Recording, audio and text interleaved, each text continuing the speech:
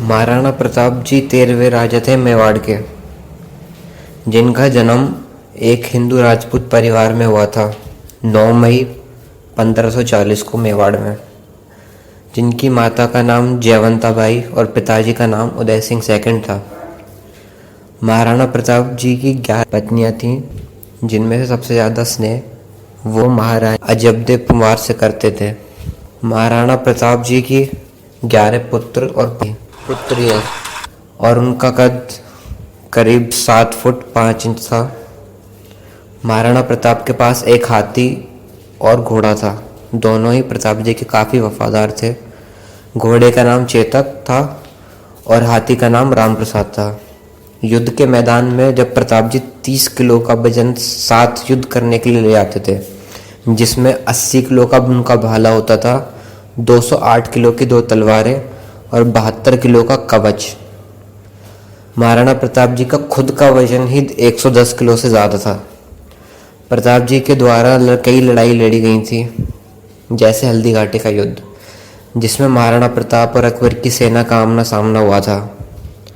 महाराणा प्रताप जी के पास सिर्फ 20,000 सेना थी, फिर भी उन्होंने 80,000 मुगल्स के खिलाफ लड़ाई लड़ी।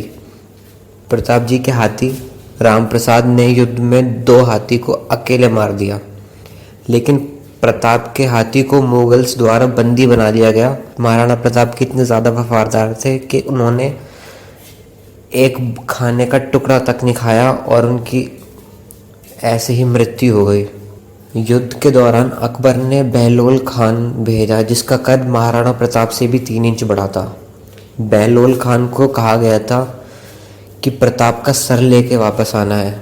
अकबर की सेना को मानसिंह संभाल रहे थे। जब महाराणा प्रताप जी और 7 फुट 8 इंच का बहलोल खान युद्ध के सामने सामने आए, तब प्रताप ने अपनी तलवार से एक ही वार में बहलोल खान को घोड़े समेत 2 टुकड़ों में काट दिया। बहलोल खान को मारने के बाद महाराणा प्रताप जी ने सोचा कि अगर मानसिंह को और मार दिया जाए तो ये युद्ध मेवाड़ के हित में होगा। जब मानसिंह और महाराणा प्रताप आमने सामने आए, जब महाराणा प्रताप ने पहली बार भाला फेंका, वो भाला मानसिंह के हाथी चालक को चीरता हुआ पीछे निकल गया। महाराणा प्रताप जी ने फिर से फेंका और इस बार मानसिंह छुप गया तो बच गए मानसिंह। प्रताप जी ने एक बार फिर से मानसिंह पर वार किया, पर मानसिंह के कवच तक पहुंचा, जिससे मानसिंह घायल हो गया। फिर महाराणा वहां से चले, इस बीच में चेतक भी घायल हो गया था। फिर उनका सामना और भी मुगल के योद्धाओं से हुआ, जिसके परिणाम में महाराणा प्रताप ने खुद को घायल पाया। उन्होंने वहां से निकलने का फैसला किया, जिससे कि वो वापस युद्ध कर सकें, वापस लौट के आ सकें युद्ध करने। महाराणा प्रताप के क्लोज एक उनके प्रशंसक थे, जिन्होंने महाराणा प्रताप का मुकुट अपने सर पे पहन लिया और मुगलों ने उनको समझा कि महाराणा प्रताप है और उन पर आक्रमण करके और वो वीर गति को प्राप्त हो गए और महाराणा प्रताप वहाँ से निकलने में सफल हुए।